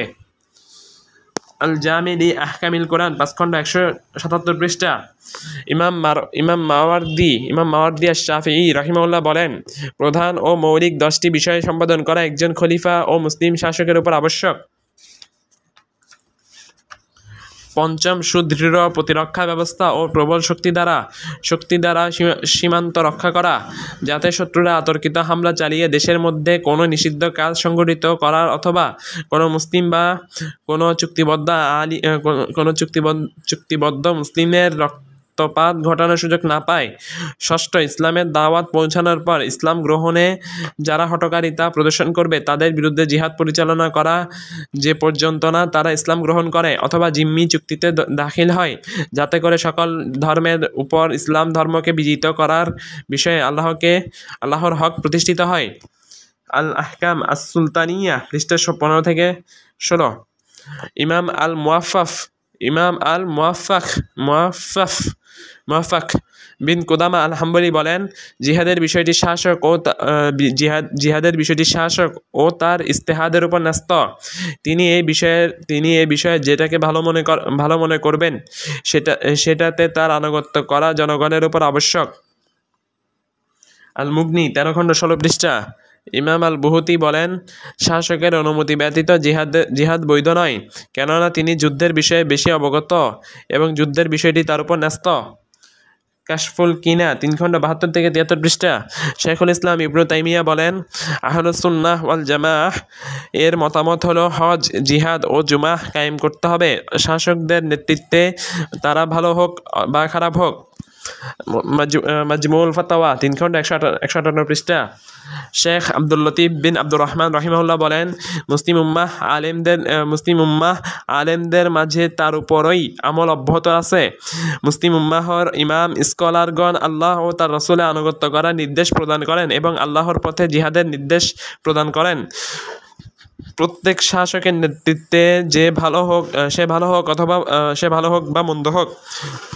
আর এমনটি উল্লেখ আছে উসুলে দ্বীন ও আকীদার কিতাবগুলিতে। আদ-দুরার সানিয়াহ 7 খণ্ড 177 থেকে 178 পৃষ্ঠা। শেখ মোহাম্মদ বিন সালেহ আল উসাইমিন রাহিমাহুল্লাহ বলেন, শাসকের অনুমতি ব্যতীত শত্রু সেনার সাথে যুদ্ধ করা বৈধ নয়, পরিস্থিতি যাই হোক, কেননা যুদ্ধ জিহাদের প্রতি সম্বোধন করা হয়েছে, শাসকদেরকে সাধারণকে নয়। অতএব জনগণ সরকারের অধীন, তাই শাসকের অনুমতি ব্যতীত কারোর জন্য আক্রমণ ঠেকানো জিহাদ ছাড়া অন্য জিহাদ বৈধ নয়। যখন কোনো শত্রু অতর্কিত হামলা চালাবে যার শক্তিকে মুসলিমরা ভয় পায়, তখন সকলের জন্য আত্মরক্ষামূলক জিহাদ বৈধ, কারণ তখন সকলের উপর জিহাদ নির্দিষ্ট হয়ে যায়। শাসকের অনুমতি ব্যতীত জিহাদ বৈধ নয়, কারণ জিহাদের বিষয়টি শাসকের উপর ন্যস্ত, তাই এর অনুমতি ছাড়া জিহাদ করাটা শাসকের উপর স্বেচ্ছাচারিতা ও সীমালঙ্ঘন। আর অন্য একটি কারণ হলো, যদি শাসকের অনুমতি ছাড়া জিহাদ বৈধ হতো তাহলে জিহাদের বিষয়টি বিশৃঙ্খলা ও অনিয়মপূর্ণ হতো, যে কেউ চাইতো সেই যুদ্ধে গমন করত। অন্য আরেকটি কারণ হলো, যদি জিহাদের দায়িত্ব জনগণের হাতে থাকতো তাহলে অনেক ক্ষতি হতো, কারণ দেখা যেত একদল লোক শত্রুর বিরুদ্ধে যুদ্ধের প্রস্তুতি নিচ্ছে, অথচ তাদের উদ্দেশ্যে শাসকের বিরুদ্ধে বিদ্রোহ অথবা তাদের উদ্দেশ্যে জনগণের একটি অংশের উপর জুলুম অত্যাচার, যেমনটি আল্লাহ বলেছেন, যদি মুমিনদের মধ্যে 2 দল যুদ্ধে লিপ্ত হয় তাহলে তাদের মধ্যে মীমাংসা করে দাও। সূরা আল হুজুরাত 49 নম্বর সূরা 9 নম্বর আয়াত। অতএব উল্লেখিত 3টি কারণে ও অন্যান্য কারণে শাসকের অনুমতি ব্যতীত জিহাদ করা বৈধ নয়। আশ-শারহুল মুমতি 8 খণ্ড 25 থেকে 26 পৃষ্ঠা। শেখ সালেহ আল ফাউজান বলেন, যিনি জিহাদের নির্দেশ দিবেন এবং জিহাদের ব্যবস্থা গ্রহণ করবেন তিনি হলেন মুসলিমদের শাসক। জিহাদ কায়েম করা, সেনাবাহিনী সংগঠিত করা, বিশেষ বাহিনী গঠন, এগুলো সব শাসকের কর্তৃত্বাধীন। তিনি নিজে পরিচালনা করবেন অথবা পরিচালনার জন্য কাউকে নির্দেশ দিবেন। অতএব জিহাদ শাসকের কর্তৃত্বাধীন। শাসকের অনুমতি ব্যতীত মুসলিমদের উপর জিহাদ করা বৈধ নয়। তবে একটা অবস্থায় বৈধ, যখন এমন কোনো শত্রু তাদেরকে আক্রমণ করে যার শক্তিকে তারা ভয় পায়, তখন তারা সকলে জিহাদের মাধ্যমে তাকে প্রতিহত করবে, তখন আর শাসকের অনুমতি লাগবে না। কেননা এটা হলো বিপদকে প্রতিহতকরণ। তবে জিহাদের জন্য অবশ্যই শাসকের অনুমতি লাগবে। তিনি তিনি সেটার দায়িত্বে থাকবেন, তিনি সেটা পরিচালনা করবেন অথবা পরিচালনার জন্য কাউকে নিজের স্থলাভিষিক্ত করবেন, তিনি সেটার ব্যবস্থা নেবেন, তিনি সৈন্যবাহিনী সাজাবেন, তিনি যুদ্ধের প্রস্তুতি গ্রহণ করবেন। এটা শাসকের কর্তৃত্বাধীন এবং মুসলিমগণ তার নেতৃত্বাধীন ঐক্যবদ্ধ থাকবে। মত ভিন্নতার মাধ্যমে তাদের মাঝে দলাদলি তৈরি বৈধ নয়, বিশেষ করে জিহাদের বিষয়ে। কেননা তারা যখন শাসকের নেতৃত্বে ঐক্যবদ্ধ থাকবে তখন সেটা তাদের জন্য অধিক শক্তি সঞ্চার করবে এবং শত্রুর জন্য সেটা হবে অধিক ত্রাস সৃষ্টিকারী ও পরাস্তকারী। অন্যদিকে তারা যদি দলে দলে বিভক্ত হয়ে পড়ে, মতভেদ করে এবং প্রত্যেকে নিজেকে উপযুক্ত মনে করে এবং শাসকের অনুগত না থাকে, তাহলে মুসলিমদের উপর বিপর্যয় নেমে আসবে। আল জিহাদ ওয়া দয়াবেতুহু আল মাশরুআহ, পৃষ্ঠা 32 থেকে 36।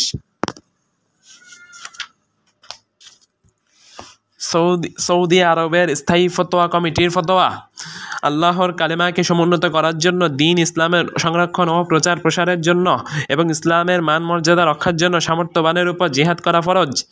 কিন্তু এর জন্য সেনাদল প্রেরণ ও সুবিন্যস্তকরণ আবশ্যক, যাতে বিশৃঙ্খলা না হয় এবং অশুভ পরিণাম না ঘটে।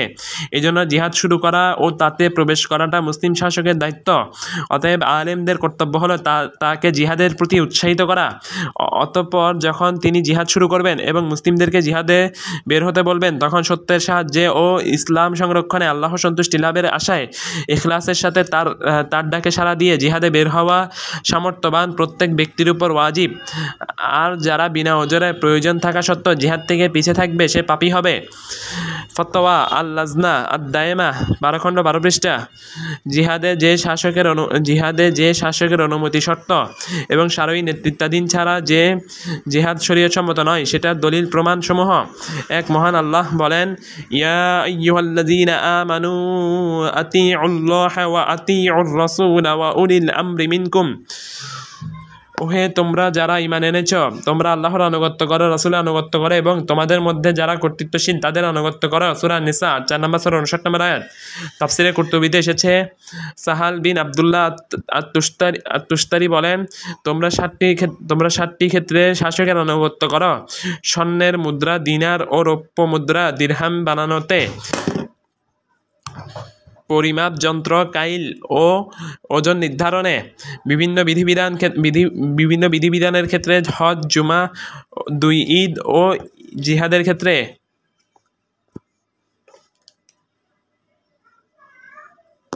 ইমাম নববী আনুগত্যের বিধানের ক্ষেত্রে বলেন, যেখানে আল্লাহর অবাধ্যতা নেই সেখানে শাসকের আনুগত্য করা সমস্ত আলেমের ঐক্যমতে ওয়াজিব।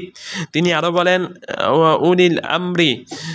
উলিল আমরি দ্বারা উদ্দেশ্য হলো শাসক ও প্রশাসকগণ, যাদের আনুগত্য করাকে আল্লাহ ওয়াজিব করে দিয়েছেন। এটি পূর্ববর্তী ও পরবর্তী অধিকাংশ মুফাসসির, ফকিহ ও অন্যান্য বিদ্বানদের বক্তব্য।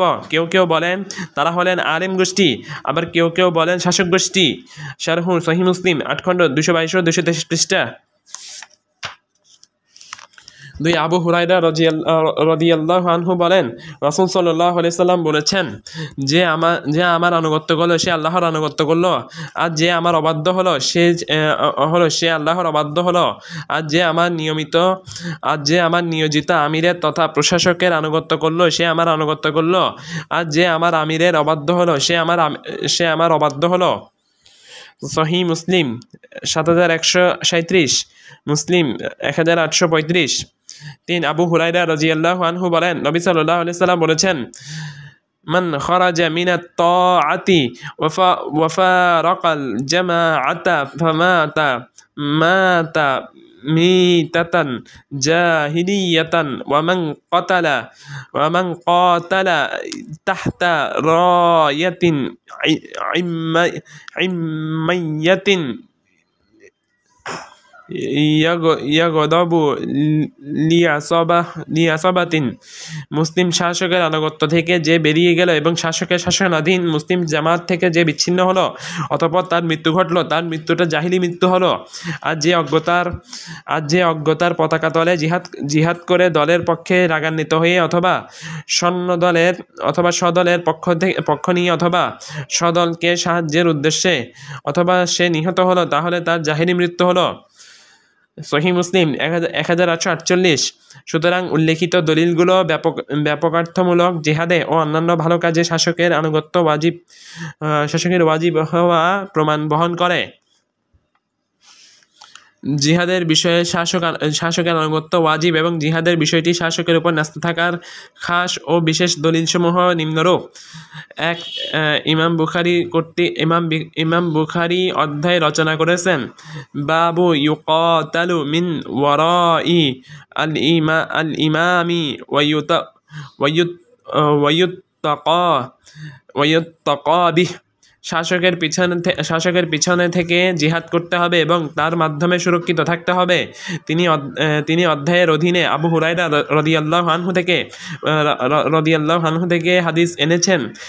তিনি নবী সাল্লাল্লাহু আলাইহি ওয়াসাল্লামকে বলতে শুনেছেন, মান আতাআনি ফাকাদ আতা আল্লাহ ওয়া মান আসানি ফাকাদ আসা আল্লাহ ওয়া মান ইউতিই আমিরা ফাকাদ আতাআনি মান ইয়াসি আল আমিরা ফাকাদ আসানি ওয়া ইন্নামা ইমামু জুন্নাতুন ইউকাতালু মিন ওয়ারাইহি ويتقى به فإن أمر بتقوى الله وعدل فإن له بذلك أجرا وإن قال بغيره فإن عليه منه। যে ব্যক্তি আমার আনুগত্য করলো সে আল্লাহর আনুগত্য করলো, আজ যে আমাকে অমান্য করলো সে আল্লাহকে অমান্য করলো। আজ যে শাসকের আনুগত্য করলো সে আমার আনুগত্য করলো, আজ যে শাসককে অমান্য করলো সে আমাকে অমান্য করলো। শাসক হলো ঢাল, তার পিছনে থেকে জিহাদ করতে হবে এবং তার মাধ্যমে সুরক্ষিত থাকতে হবে। অতএব শাসক যদি আল্লাহ ভীতির আদেশ করে এবং প্রজাদের মাঝে ন্যায় শাসন প্রতিষ্ঠা করে, তাহলে এর বিনিময়ে তার জন্য রয়েছে পুরস্কার। আর যদি বিপরীতটা করে তাহলে তার উপর বাড়তে হবে পাপ। সহিহ বুখারী 2957, সহিহ মুসলিম 1841। উল্লেখিত হাদিসটি থেকে আলোচ্য বিষয়ের দলিল হলো নবী সাল্লাল্লাহু আলাইহি ওয়াসাল্লামের উক্তি, ইন্নামাল ইমামু জুন্নাতুন ইউকাতালু মিন ওয়ারাইহি, শাসক হলেন ঢাল, তার পিছনে থেকে লড়াই করতে হবে। ইমাম নওয়াবী রাহিমাহুল্লাহ বলেন, নবী সাল্লাল্লাহু আলাইহি ওয়াসাল্লামের উক্তি শাসক হলেন ঢাল, অর্থাৎ ঢালের ন্যায় তিনি মুসলিমদেরকে কষ্ট দেওয়া থেকে শত্রুকে বাধা দিবেন, পরস্পরকে কষ্ট দেওয়া থেকে লোকদেরকে বাধা দিবেন এবং ইসলামের শিকড়কে সংরক্ষণ করবেন। প্রজারা তাকে ভয় করবে এবং তার দাপটকে ভয় করবে, আর তার পিছনে থেকে লড়াই ও জিহাদ করতে হবে। এটার অর্থ হলো তার নেতৃত্বে কাফের, দেশদ্রোহী, খারেজি এবং সকল দুর্নীতি ও জুলুমবাজদের বিরুদ্ধে যুদ্ধ করতে হবে। শারহুন নওয়াবী 12 খণ্ড 230 পৃষ্ঠা। হাদিসটি প্রমাণ করছে যে জনগণের জন্য এমন শাসক আবশ্যক যার সাথে থেকে যুদ্ধ করতে হবে, যেমনটি ইমাম নওয়াবী থেকে আগেই উদ্ধৃতি প্রদান করা হয়েছে। আর এক্ষেত্রে শাসকের ন্যায়পরায়ণ হওয়া সত্য করা হয়নি। ফাতহুল বারী 6 খণ্ড 56 পৃষ্ঠা। এটাকে সমর্থন করেছে ইমাম বুখারী কর্তৃক রচিত অধ্যায়ের শিরোনাম জিহাদ ভালো মন্দ উভয় প্রকার শাসকের অধীনে চালু থাকবে, কারণ নবী সাল্লাল্লাহু আলাইহি ওয়াসাল্লাম বলেছেন, আল খায়রু মাকুদুন ফি নওয়াসিহা, আল খায়রুল আজরু ওয়াল মাগনামু ইলা ইয়াউমিল কিয়ামাতি, আল আজরু ওয়াল মাগনামু, যুদ্ধের জন্য প্রস্তুত থাকো, ঘোড়ার কপালে কিয়ামত পর্যন্ত কল্যাণ বাধা রয়েছে, অর্থাৎ সওয়াব ও গনিমত। সহিহ বুখারী 2852, সহিহ মুসলিম 1873।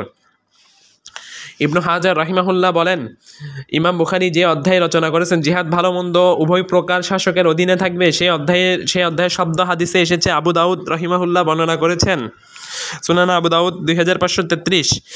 আবু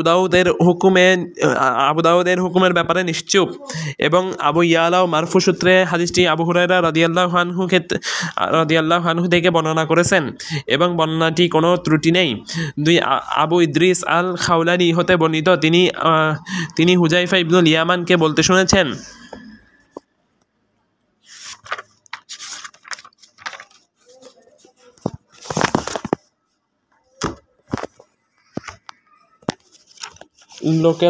লোকেরা রাসূল সাল্লাল্লাহু আলাইহি ওয়াসাল্লামকে কল্যাণ সম্পর্কে জিজ্ঞাসা করত, আর আমি তাকে অকল্যাণ সম্পর্কে জিজ্ঞাসা করতাম। আমাকে তা পেয়ে বসবে এ ভয়ে।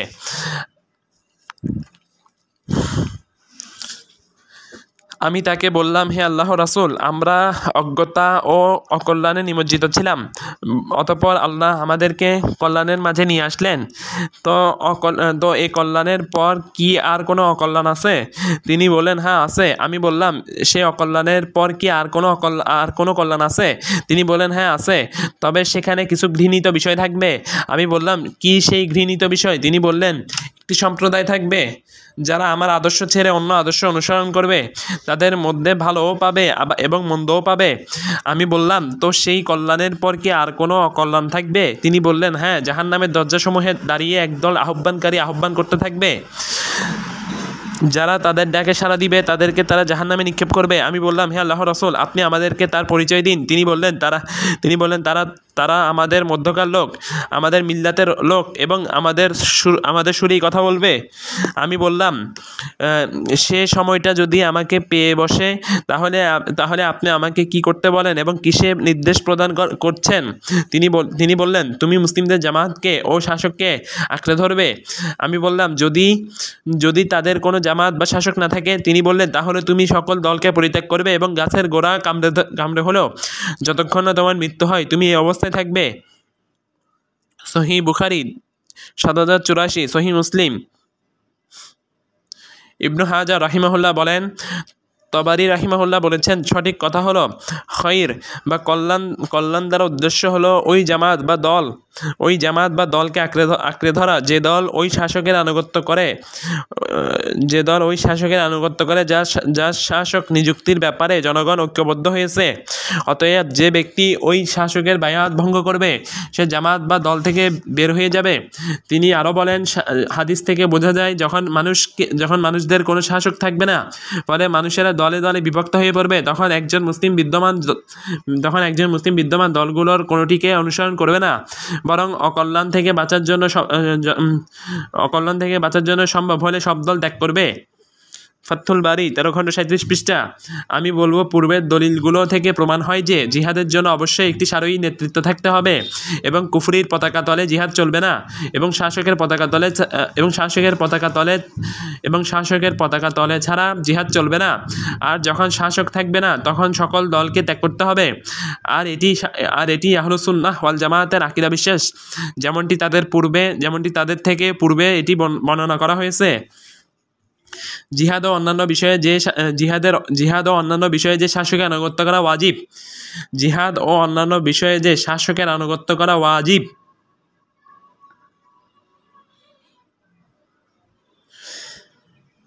যে শাসকের আনুগত্য করা আবশ্যক তিনি হলেন এমন খলিফা বা শাসক যার বিষয়ে ঐক্যমত সংগঠিত হয়েছে, হোক তিনি কোনো একটি দেশের বা একাধিক দেশের শাসক বা খলিফা।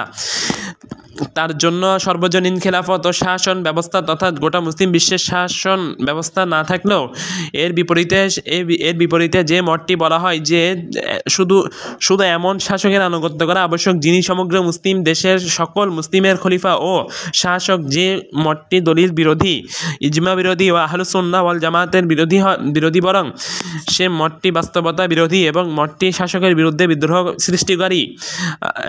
আর মতটি মূলত খাওয়ারেজদের মত।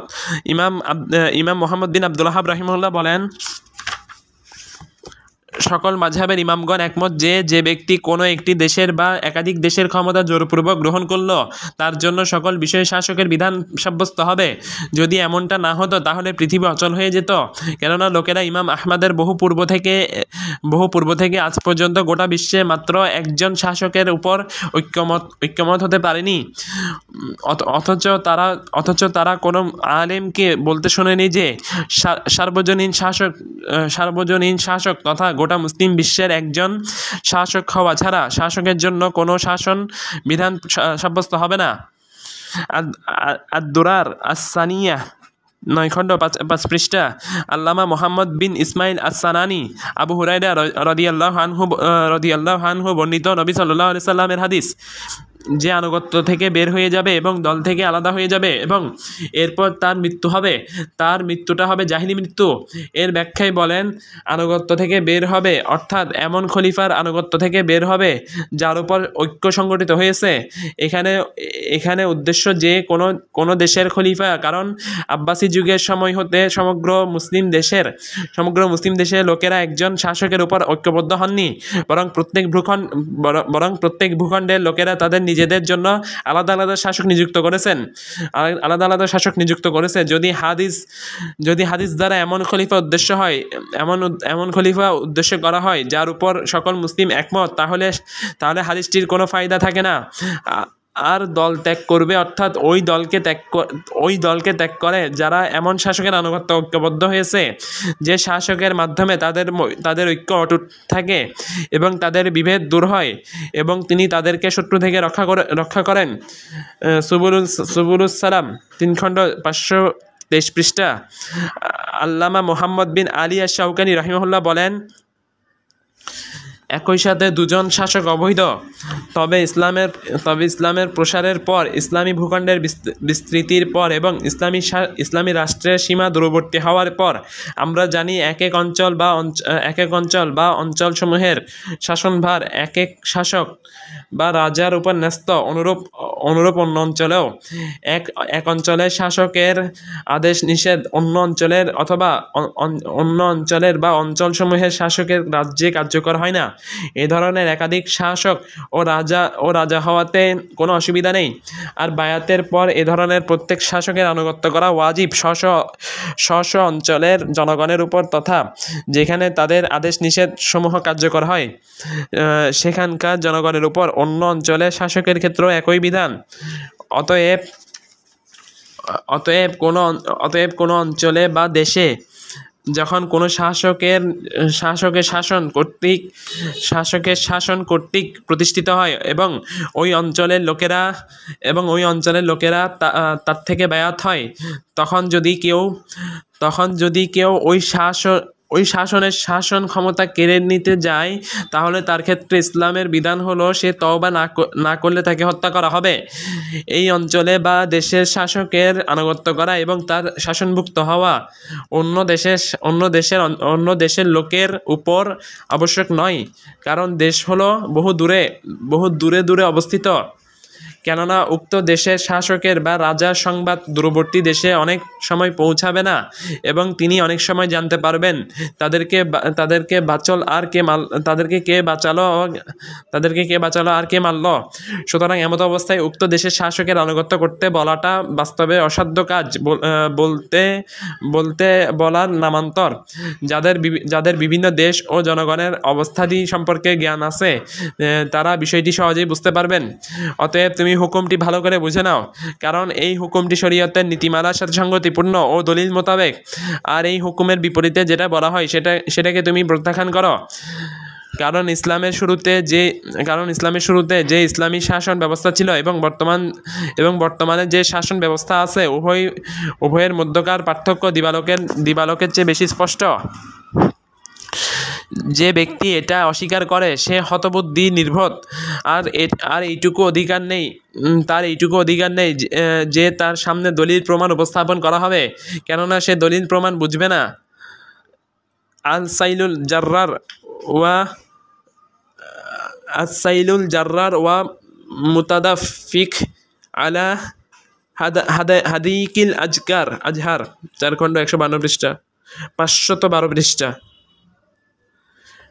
আল-আল্লামা আশ-শেখ মোহাম্মদ বিন সালেহ আল উসাইমিন রাহিমাহুল্লাহ বলেন, শাসকের আনুগত্য আবশ্যক হওয়ার জন্য এটা শর্ত নয় যে তাকে সমস্ত মুসলিমের জন্য সর্বজনীন শাসক হতে হবে, কারণ সার্বজনীন শাসক ব্যবস্থা বহুকাল আগ থেকেই শেষ হয়ে গেছে। তাছাড়া নবী সাল্লাল্লাহু আলাইহি সাল্লাম বলেছেন, যদি হাবশী গোলামও জোরপূর্বক তোমাদের ক্ষমতা দখল করে তবুও তোমরা তার কথা শোনো এবং তাকে মান্য করো।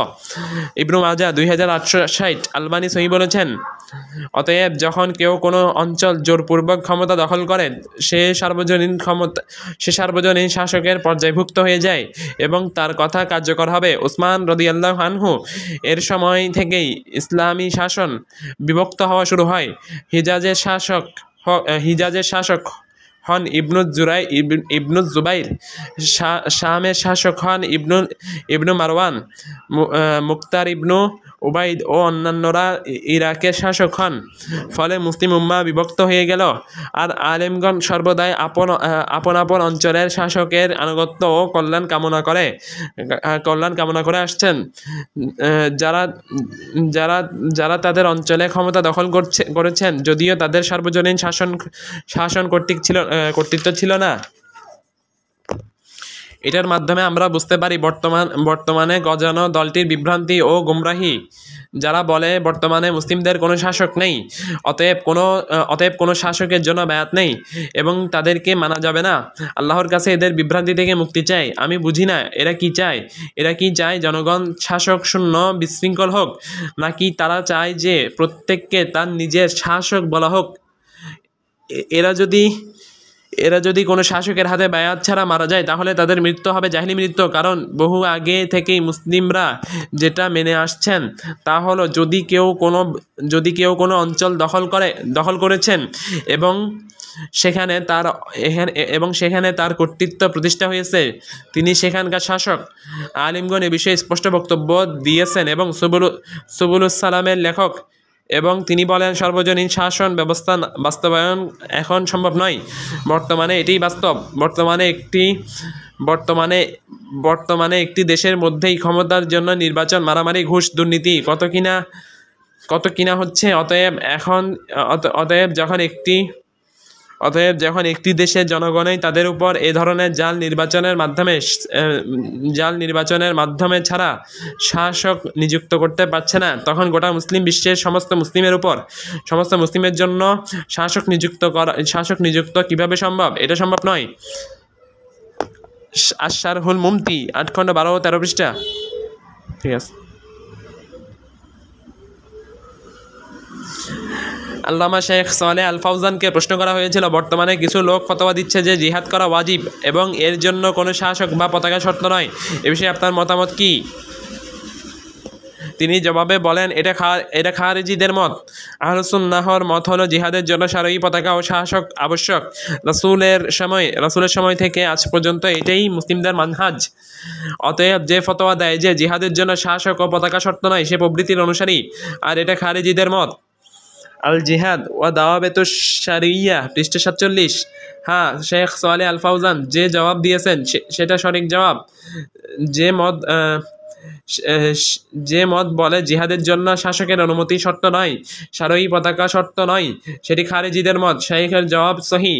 পূর্বে যেসব দলিল ও আহলুস সুন্নাহর বক্তব্য উল্লেখ করা হয়েছে সেগুলো শাইখের জবাবের পক্ষে সাক্ষ্য দেয় এবং শাইখের জবাবে শক্তি যোগায়, কারণ জিহাদের বিষয়টি শাসকের উপর ন্যস্ত এবং এক্ষেত্রে তার আনুগত্য করা আবশ্যক। এটাই প্রমাণ করে রাসূল সাল্লাল্লাহু আলাইহি সাল্লামের সুন্নাহ এবং খোলাফায়ে রাশিদার সুন্নাহ এর উপরেই ছিল সাহাবীদের আমল। কেননা কোনো সাহাবী শাসকের অনুমতি ছাড়া জিহাদে গেছেন এমনটি জানা যায় না, বরং তারা শাসকের পতাকা তলে জিহাদ করেছেন ও যুদ্ধে গমন করেছেন। অতএব তাদের পথের বিরোধিতা করার অর্থ মুমিনদের পথের বিরোধিতা করা। শেখ মোহাম্মদ বিন ওমর বাজমুল এর কথা থেকে নেওয়া। দেখুন দাওয়াবেতুল জিহাদ ফিস সুন্নাহ পৃষ্ঠা 13। মহান আল্লাহ বলেন, ومن يشاقق الرسول من بعد ما تبين له الهدى ويتبع غير سبيل المؤمنين মা তাওয়াল্লা ওয়া নুসলিহি জাহান্নামা ওয়াসাআত মাসীরা।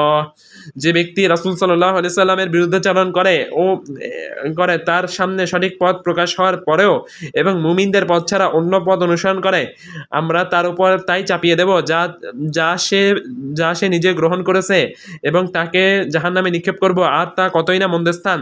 সূরা নিসা 4 নম্বর 115 নম্বর আয়াত। দ্বিতীয় শাখার আলোচনা, কোনো কাফেরের বিরুদ্ধে জিহাদ বৈধ হওয়ার 5টি শর্তসমূহ। পরের সময় سبحانك اللهم وبحمدك أشهد أن لا إله إلا أنت أستغفرك وأتوب إليك. السلام عليكم ورحمة الله وبركاته.